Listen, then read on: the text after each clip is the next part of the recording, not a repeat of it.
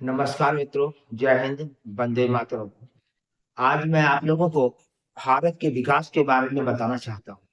आज ही आईएमएफ का एक डाटा आया है जिसमें भारत के विकास दर के बारे में बताया गया है। भारत का ही विकास दर नहीं, विश्व के बहुत सारे देशों के विकास दर के बारे में बताया गया है।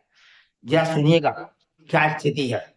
भारत का विकास दर आईएमएफ पहले निर्धारित किया था कि 6.8 विकास दर रहेगा, लेकिन आज आईएमएफ के द्वारा सुधार करके विकास दर को 7% किया गया है। अर्थात आईएमएफ को भी लगता है कि अब भारत का विकास दर 6.8% की दर से नहीं, बल्कि 7% की दर से रहे होगा। पूरे देश में यह भ्रम फैलाया जा रहा था कि प्रधानमंत्री मोदी तीसरी बार जो प्रधानमंत्री बने हैं उनकी अपनी सीट 240 है, इसलिए इस बार वो बहुत सही तरीके से काम नहीं कर पाएंगे।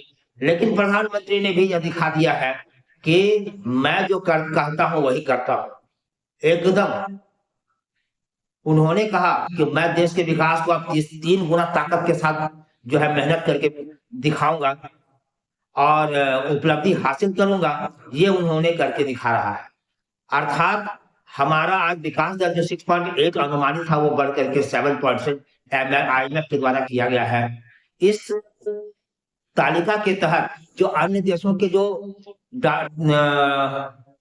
ग्रोथ रेट आए हैं वो थोड़ा सा अलग अलग है, जरा ध्यान दीजिएगा। इंडिया का ग्रोथ रेट बताया जा रहा है 7%। नंबर 2 में चीन का बताया जा रहा है 5%। यूएस का बताया जा रहा है 2.6%। ब्रिटेन का बताया जा रहा है 0.7%। कनाडा का 1.3%। जर्मनी का 0.2% और फ्रांस का 0.9%। यानी आज के डेट में हमारा देश भारतवर्ष ग्रोथ के मामले में विश्व में एकदम नंबर 1 है। आपको बिलीव होना चाहिए कि दिल धड़कने लगता है ये बात सुन करके कि हमारा देश अब किसी भी देश से पीछे नहीं रह गया है। चीन जो कि विकास का इंजन हुआ करता था, आज उसकी स्थिति बहुत खराब हो गई है। वह 5% विकास के दर से भी कम में आने वाला है।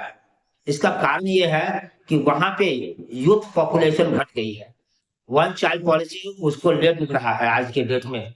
इसीलिए हमारे देश में जो चाइल्ड पॉलिसी बनाई जा रही है वह 2 चाइल्ड पॉलिसी बनाई जा रही है जनसंख्या नियंत्रण के तहत, जो आने वाले समय में भी हमारे ग्रोथ के रेट को घटने नहीं देगा। और हमारे प्रधानमंत्री एकदम डिवोटी होकर के देश के विकास के लिए लग गए हैं। वे जो विदेशी यात्रा कर रहे हैं वे केवल ऐसे ही नहीं कर रहे हैं, वो विदेश नीति को तो मजबूत कर ही रहे हैं, साथ ही साथ वहां के पूंजीपतियों से, वहां के भारतीय लोगों से मिल करके उन्हें भारत में निवेश करने के लिए उत्साहित कर रहे हैं, प्रेरित कर रहे हैं। और ये कह रहे हैं कि अगर आप भारत में निवेश करेंगे तो भारत सरकार जो है आपको हर संभव मदद करने के लिए तैयार है। और वे ये भी बता रहे हैं कि हमारा देश आज के युग में विकास का जो है एकदम आधारभूत स्तंभ बना हुआ है।